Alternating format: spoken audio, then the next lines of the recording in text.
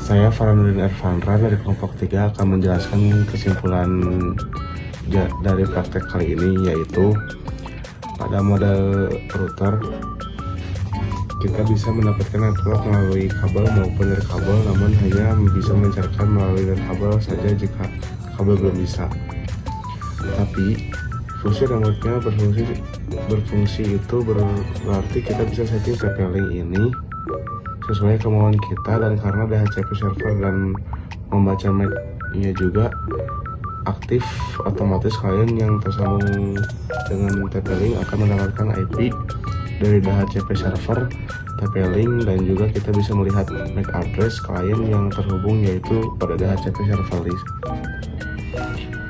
Pada mode access point kita bisa mendapatkan network melalui kabel dan nirkabel, namun hanya bisa memancarkan melalui nirkabel saja seperti mode router.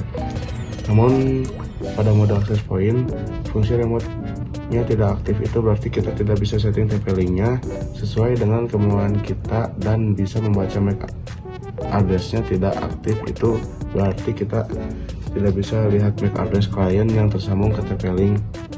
DHCP servernya pun tidak berjalan, untuk berarti kalian akan mendapatkan IP dari DHCP jaringan sebelumnya. Di sini kita menggunakan switch, yang artinya klien akan mendapatkan IP dari switch. Selanjutnya pada perangkat TP-Link, fungsi mode WISP atau Wireless Internet Service Provider dirancang untuk memungkinkan router TP-Link terhubung ke jaringan Wi-Fi eksternal seperti dari ISP atau hotspot Wi-Fi Republik, dan kemudian membagikan koneksi tersebut ke perangkat lain ke perangkat lain dalam jaringan lokal Anda. Ini berguna di area di mana kabel fisik untuk koneksi internet tidak tersedia atau sulit dipasang. Dan berikut ini adalah beberapa fungsi utama dari mode WISP. Yang paling utama ada menangkap dan meneruskan sinyal Wi-Fi, lalu fungsi sebagai repeater dan memperluas jaringan Wi-Fi, lalu ada menambah fitur jaringan, dan terakhir membuat jaringan terpisah. Selanjutnya mode repeater eksternal seperti namanya, yaitu untuk memperluas jangkauan jaringan, yang berarti dengan mode ini kita bisa memperluas jaringan ini ke internet kita. Pada mode ini kita hanya bisa mendapatkan network melalui nirkabel saja, namun kita bisa memancarkan melalui kabel dan nirkabel.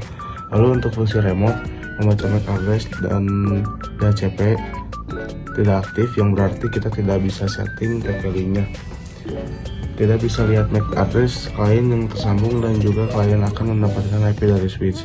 Mungkin cukup sekian kesimpulan dari saya. Semoga penjelasan singkat tadi bisa dipahami. Kurang dan lebihnya mohon maaf. Saya Farhanudin Ervanra, kelompok 3 mengucapkan terima kasih. Wassalamualaikum warahmatullahi wabarakatuh.